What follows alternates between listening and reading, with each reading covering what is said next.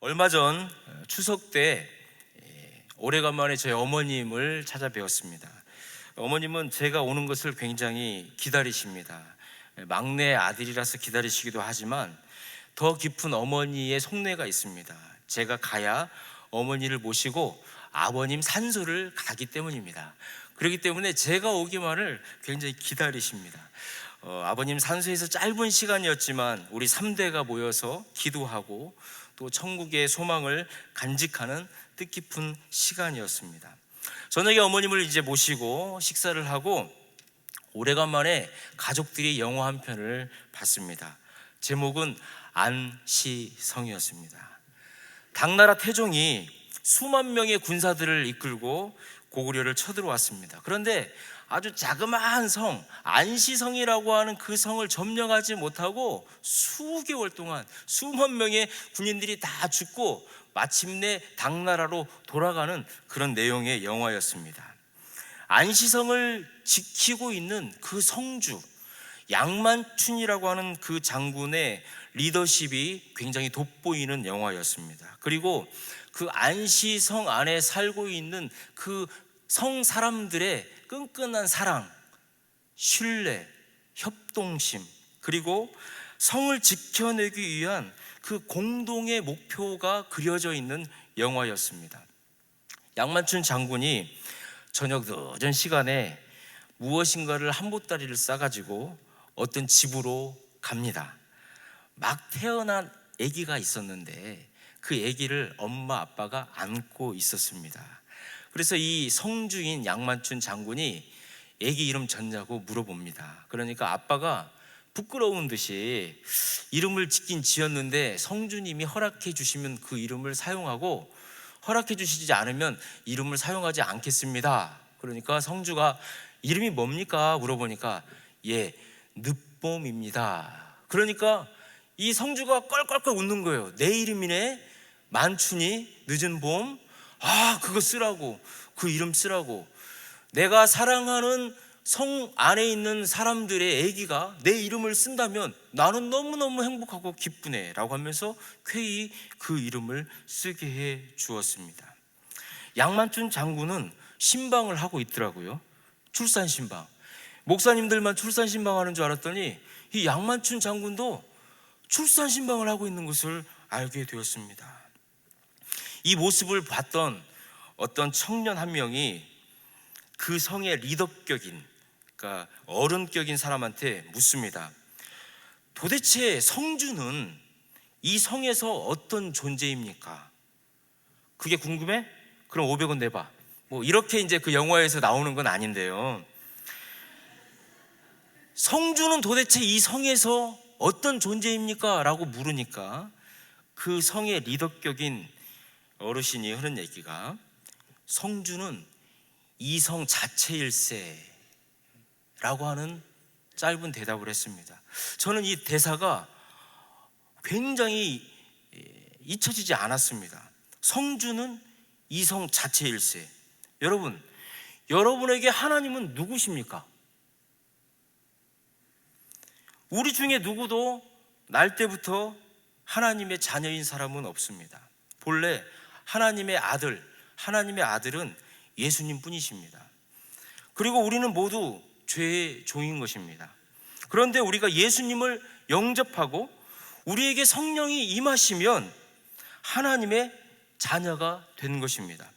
로마서 8장 15절을 같이 한번 읽겠습니다. 시작. 너희는 다시 무서워하는 종의 영을 받지 아니하고 양자의 영을 받았으므로 우리가 아빠 아버지라고 부르짖느니라. 우리가 하나님을 아버지라고 부르는 것은 우리 안에 성령님이 계신다라고 하는 증거입니다. 성령님께서 우리로 하여금 하나님을 아버지라고 부르게 해주시고 우리가 하나님의 자녀임을 확증해 주시는 겁니다. 로마서 8장 16절 같이 한번 읽습니다. 시작. 성령이 친히 우리의 영과 더불어 우리가 하나님의 자녀인 것을 증언하시나니. 그래서 우리가 양자가 된 것입니다. 제 친구라든지 제 선 후배 목사님들 중에서 상당수가 양자 양녀를 많이 입양을 했습니다. 그렇지만 아직도 우리 한국 사람들의 그 입양 문화는 아직도 좀 생소한 것 같습니다. 그러나 유대라든지 로마에서는 당시에 양자를 삼는 것이 굉장히 흔한 일이었습니다. 바울 사도도 이러한 백그라운드 안에서 양자의 개념으로 우리가 하나님의 자녀가 된 것을 설명하고 있습니다. 양자를 입양할 때 어떻습니까? 부모 될 사람이 자녀를 선택하는 것입니다. 그리고 전적으로 부모 될 사람이 그 모든 대가를 지불합니다. 법적으로 그렇게 되면 완벽하게 부모와 자녀의 관계가 성립이 되는 것입니다. 이것이 세상 사람들이 양자를 삼는 방법입니다. 여러분, 하나님께서 우리를 양자 삼으셨다고 했는데, 그러면 하나님이 우리를 어떻게 양자 삼으셨습니까? 하나님이 우리를 택하셨다는 겁니다. 그리고 양자의 지위를 얻게 하기 위해서 하나님이 친히 대가를 지불하셨습니다. 그래서 완벽하게 법적으로 우리가 하나님의 자녀가 된 것입니다. 그래서 성경은 이것을, 하나님의 자녀가 된 것을 권세, 너희들이 권세를 입었다라고 말씀을 하고 있습니다. 권세는요, 동등한 사람에게서부터 나오는 것이 아닙니다. 위에서부터 내려오는 것이 권세입니다. 요한복음 1장 12절을 같이 읽겠습니다. 시작. 영접하는 자, 곧 그 이름을 믿는 자들에게는 하나님의 자녀가 되는 권세를 주셨으니. 이슬람 교도들은요, 자기네들이 믿는 신이 있어요. 하나님이 있습니다. 알라가 있습니다. 그런데 그 하나님 알라의 이름을 99가지로 다르게 불러요. 그런데 아버지라고 부르지는 못합니다. 불교 신자들 어떻습니까? 부처를 아버지라고 절대 부르지 않습니다. 오직 예수님을 믿는 우리만 하나님을 아버지라고 부를 수 있습니다. 왜요? 예수님께서 그렇게 하라고 말씀하여 주셨기 때문입니다. 그런데 여러분, 그거 아십니까? 예수님이 십자가에 달려서 죽으신 죄목 중에 하나가 뭔지 아십니까? 하나님을 아버지라고 불렀다라고 하는 죄명입니다. 그래서 우리가 하나님을 아버지라고 부른다고 하는 것은 엄청난 권세를 부여받은 것입니다. 그렇다면 도대체 우리가 어떤 권세를 부여받았다는 말입니까? 첫 번째, 상속자가 되는 권세입니다. 로마 시대에 양자를 드렸던 가장 중요한 이유는 그를 상속자로 삼기 위함이었습니다. 당시 재산도 많고 권력도 있는데 상속할 아들이 없을 경우에 남의 아들이지만 똑똑하고 나의 뜻을 잘 받들어서 살아줄 수 있는 사람을 택해서 양자를 세웠습니다. 여러분, 배너 영화를 우리가 한 번씩은 다 봐서 알지 않습니까? 그 귀족이었던 배너가 뜻하지 않는 그런 오해 때문에 노예로 팔려가서 그 노예선 안에서 열심히 노를 젓고 있을 때에 해적선들이 그 배를 습격을 합니다. 그때에 죽을 위기에 있던 그 함대 사령관이었던 아리우스를 이 배너가 구해줍니다. 그러니까 이 아리우스가 배너를 양자를 삼지 않습니까? 반지를 주지 않습니까? 그래서 그 아리우스가 누렸던 그 부와 권력을 배너가 누림으로 인해서 자기를 힘들게 하고 어렵게 했던 그 원수를 싸우면서 대항하고 있는 그 영화, 배너의 영화를 보더라도 양자가 어떤 권위를 가지고 있는지를 우리가 알 수 있는 것입니다. 성령님께서 우리에게 하나님을 아버지라고 부르게 하시는 이유도 마찬가지입니다. 우리가 하나님의 상속자가 되었기 때문입니다. 로마서 8장 17절을 우리 같이 한번 읽겠습니다. 시작. 자녀이면 또한 상속자, 곧 하나님의 상속자요 그리스도와 함께한 상속자님. 하나님의 상속자면 우리가 얼마나 엄청난 신분을 소유했다는 것입니까? 부와 명예와 권리가 보장된 거 아닙니까? 그런데 여러분 어떻습니까? 우리가 하나님의 상속자로 부와 명예와 권리와 권세를 가지고 매일매일 살아가고 계십니까? 아닙니다. 저도 그렇습니다. 항상 부족한 것 같고 열악한 것 같고 보호를 받지 못하는 것 같고 때로는 고아와 같은 두려움이 엄습하지 않습니까? 왜 그럴까요? 하나님의 상속자로 분명히 우리가 신분을 받았지만 하나님과 세상의 잣대로 우리가 항상 혼돈하며 살고 있기 때문입니다. 신부는 하나님의 상속자가 되었는데 우리를 주관하는 것은 하나님의 영이 아니라 세상의 영에 우리가 붙잡혀 살고 있기 때문입니다. 고린도전서 2장 12절을 같이 한번 읽겠습니다. 시작. 우리가 세상의 영을 받지 아니하고 오직 하나님으로부터 온 영을 받았으니 이는 우리로 하여금 하나님께서 우리에게 은혜로 주신 것들을 알게 하려 하심이라. 세상의 영은 가난하고 두렵고 우리를 이 땅 가운데에 부족하며 살게 만드는 영이라는 것입니다. 그러나 성령은 우리가 하나님의 상속자가 되었다는 것을 믿게 해주고 강하고 담대하게 살게 하여 주는 영입니다.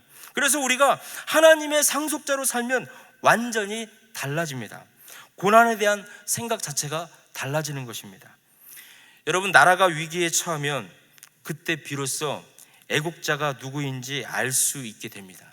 마찬가지로 하나님 나라의 상속자도 우리가 고난을 당하게 되면 그때에 비로소 알게 되는 것입니다. 일제치하에 있을 때에 우리나라 지도자나 학식이 높은 사람들이 대거 일본에 협력했습니다. 이유는 그렇습니다. 조선이 독립할 가능성이 거의 없다고 생각했기 때문입니다. 미련해 보이는 독립운동보다는 일본과 가까이 지내는 것이 우리의 집안도 살리고 나도 형통하게 살 수 있다라고 하는 생각을 했기 때문입니다. 그런데 어떻습니까? 그 대가가 어떻습니까? 비참하지 않습니까? 다 밝혀지지 않습니까? 밝혀지니 그 후손들이 얼마나 부끄럽게 살고 있습니까? 반면에 일제강점기 독립운동을 했던 사람들, 때로는 바보 같고 무모했던 것 같지만 가족마저 온갖 고생을 시키는 것 같았지만 그러나 미우나 고무나 우리 대한민국의 독립을 위해서 일생을 헌신하고 고문도 고초도 맞지 않았던 그들의 후손들 어떻습니까? 얼마나 자랑스러운 대우를 받으며 살고 있습니까? 하나님 나라도 마찬가지입니다. 고난 앞에서도 하나님 나라의 백성의 삶을 살아갈 마음이 있는 사람이 바로 하나님의 자녀요 하나님의 상속자인 것입니다. 그래서 히브리서 11장에 믿음장에 소개된 사람들이 바로 이런 삶을 살았던 사람들입니다. 지금도 선교지에서 묵묵히 10년, 20년 2명, 3명의 영혼을 얻기 위해서 자기네 시간과 자신의 온 인생을 바쳐가며 묵묵히 살아가고 있는 바로 그분들 아닙니까? 아니면 오늘 이 예배의 자리에서 하나님의 은혜를 구하며 힘들고 어려운 그 모든 문제를 하나님이 해결하여 주실 줄 믿고 말씀을 붙들고 묵묵히 기도의 자리에 있는 여러분들 아닙니까? 그것이 바로 하나님 아버지 이렇게 고백하게 만드는 성령님의 뜻과 성령님의 인도하심이 저와 여러분에게 있는 것입니다. 로마서 8장 17절을 우리 다 같이 한 목소리로 읽어보겠습니다. 시작. 우리가 그와 함께 영광을 받기 위하여 고난도 함께 받아야 할 것이니라. 하나님의 자녀로서 의연함, 당당함, 그리고 마지막에 돌아올 영광을 볼 수 있는 안목을 갖는 저와 여러분의 삶이 되기를 원합니다. 하나님의 자녀가 갖는 권세의 첫 번째가 상속자가 되는 거였다면 두 번째는 하나님과 깊은 친밀함을 갖는 것입니다. 오늘 성경을 보면 하나님을 우리가 아빠, 아버지라고 부를 수 있다는 것입니다. 우리가 아빠라고 부르는 것, 그리고 로마서 8장 15절에 있는 그 하나님을 아빠라고 부른다고 하는 것은 그 아람어를 음역한 것입니다. 그래서 어린 자녀들이 아버지를 부를 때 아주 친밀한 표현, 아빠라고 하는 표현을 쓰고 있습니다. 여러분, 애들이 아빠, 아바, 파파 이 세 개에 흩어져 있는 그 어린 아이들이 다 부르는 게 비슷합니다. 아바, 아빠, 아빠. 친밀한 표현을 할 때 이 용어를 사용하지 않습니까? 이 말은 하나님의 임재를 분명히 우리가 알게 해줄 뿐만 아니라 하나님이 두렵지 않고 친밀하게 여겨진다는 것입니다. 사람들마다 하나님에 대해서 다르게 인식하고 하나님에 대해서 고백하는 분들을 보게 됩니다. 어떤 분들은 너무 좋고 너무 친하고 너무 하나님의 이름을 부르면 기쁘다는 겁니다. 그런데 또 어떤 분들은 하나님이 두렵고 하나님이 내가 잘못한 것을 책잡으실 것 같고 때로는 하나님 아버지께서 노한 얼굴로 나를 쳐다보시고 있는 것 같다라고 말씀하는 분도 있습니다. 이렇게 똑같은 하나님을 믿는데도 하나님을 서로 다르게 느끼는 이유가 무엇일까요? 그 속에 있는 영이 다르기 때문이다라고 오늘 본문은 말하고 있습니다. 자, 우리 로마서 8장 15절 말씀을 같이 한번 읽겠습니다. 시작. 너희는 다시 무서워하는 종의 영을 받지 아니하고 양자의 영을 받았으므로 우리가 아빠, 아버지라고 부르짖느니라. 하나님이 멀리 느껴지고 무서운 것은 두려움에 빠뜨리는 종살이의 영이 우리를 붙들고 있기 때문입니다. 그러나 우리 안에 오신 성령님은 하나님을 두려운 하나님으로 여기게 하지 않습니다. 성령님은 하나님을 너무 좋은 아버지라고 부르게 하십니다. 하나님이 아빠라고 부를 수 있는 친밀함으로 우리에게 음성이 들리고 우리에게 그 권세를 주시고 또 그 고백을 할 때에 저와 여러분은 정말 하나님을 친밀하게 대하고 아빠라고 부를 수 있는 권세를 누리게 될 것입니다. 제가 미국에서 사역을 할 때에 부흥 사경회를 인도하시는 목사님이 계셨습니다. 이 목사님은 굉장히 세계적으로 부흥 사경을 이끌고 계셨던 귀한 목사님이셨는데 그 집회 가운데에서도 많은 은혜와 또 치유와 회복을 선포해 주셨습니다. 집회를 마치고 이제 인사하는 시간이 있었는데 제 마음속에 그런 마음이 있었습니다. 정말 이 목사님을 꼭 한번 껴안아 보고 싶은 마음이 있었습니다. 마치 아기가 아빠의 그 품속에 들어가면 그리고 그 아빠의 그 심장 뛰는 소리를 들으면 두렵고 염려되고 걱정과 근심이 있다 할지라도 평안함을 누리는 것처럼 그때 아마 이민 목회를 할 때 참 많이 힘들었던 것 같습니다. 그리고 사역이 너무너무 힘들고 고되었던 것 같습니다. 그리고 몸도 많이 지쳐 있었던 때였던 것 같습니다. 그래서 제가 목사님에게 말씀했습니다. 목사님을 정말 꼭 한번 껴안아 보고 싶습니다.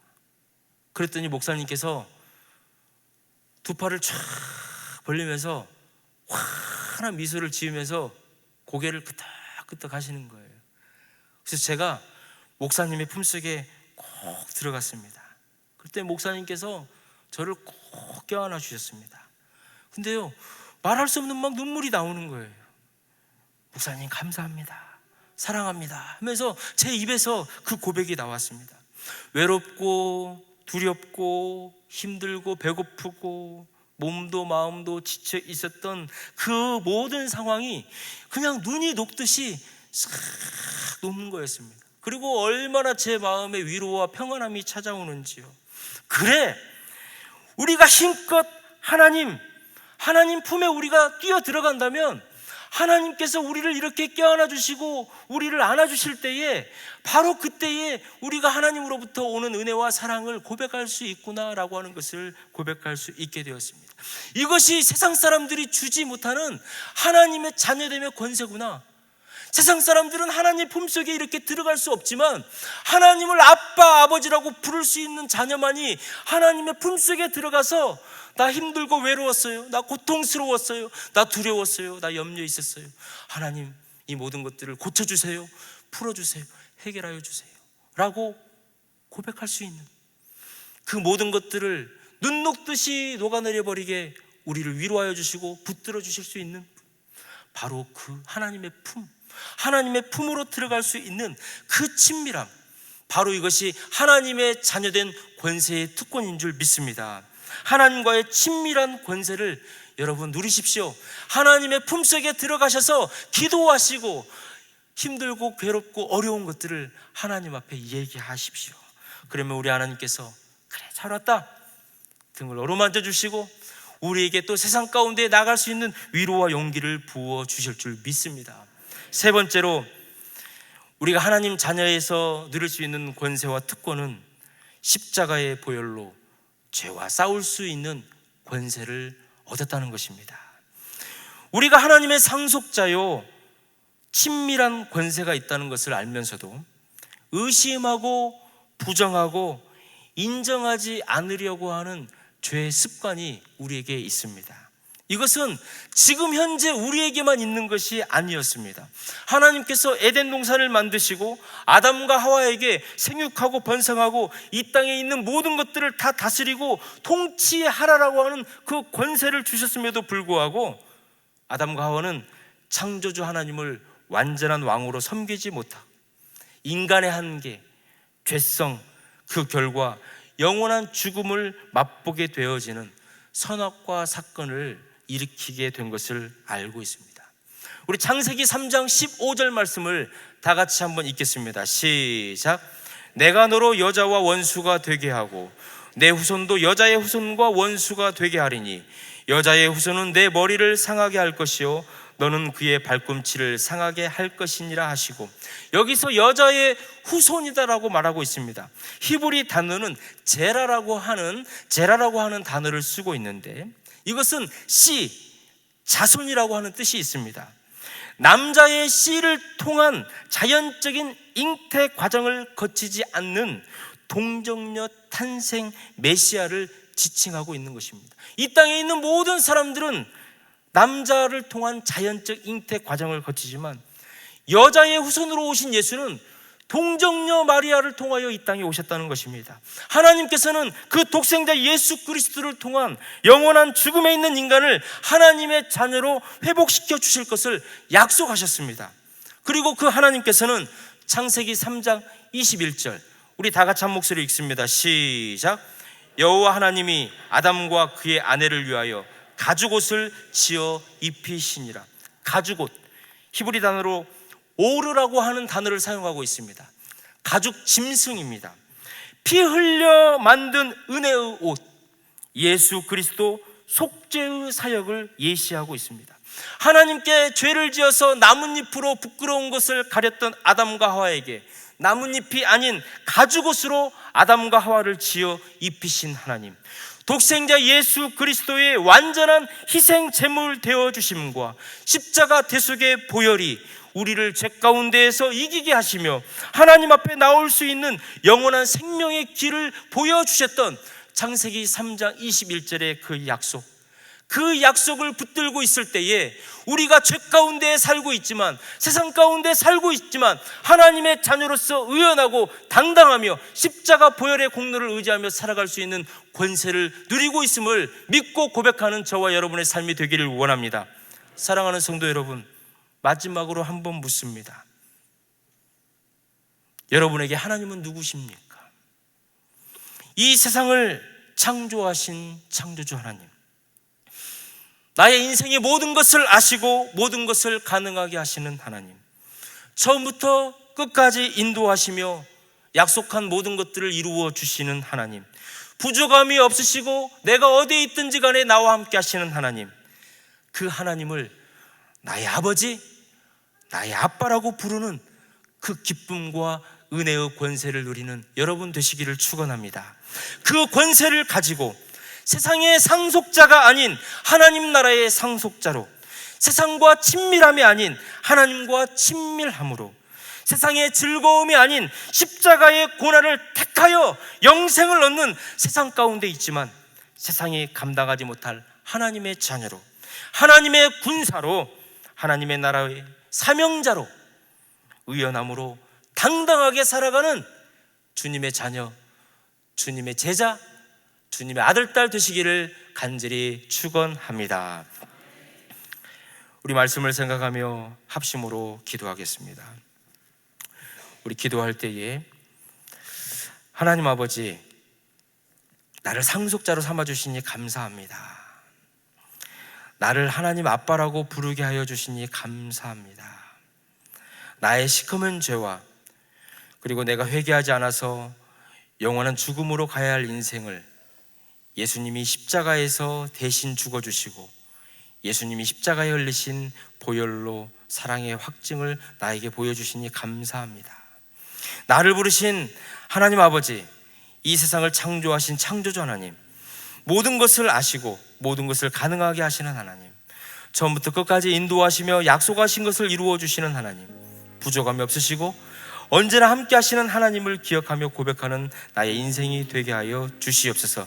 세상의 상속자가 아닌 하나님의 상속자로, 세상과 친밀함이 아닌 하나님과 친밀함으로, 세상의 죄 가운데가 아닌 십자가 보혈로 죄와 싸워 이기는 자녀 되게 하여 주시옵소서. 감사드리며 예수님 거룩하신 이름으로 기도드립니다. 아멘.